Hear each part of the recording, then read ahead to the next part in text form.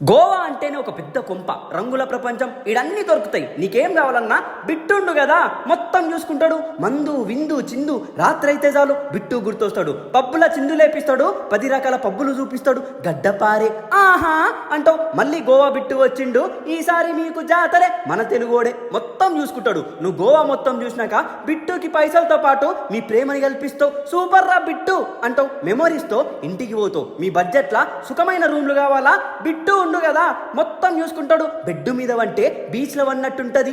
ఆహా అంటావు. మీరు చూసిన గోవా వేరుంటది, బిట్టుతో చూసిన గోవా వేరుంటది. చాలా మంది ఇన్ఫ్లుయెన్సర్స్ మన తెలుగోడే అని వీడియోలు చేస్తారు. అందరూ వేరు, మన బిట్టు వేరు. నేను ఇన్ఫ్లుయెన్సర్గా రాలే, మీ మీద ప్రేమతో వచ్చిన.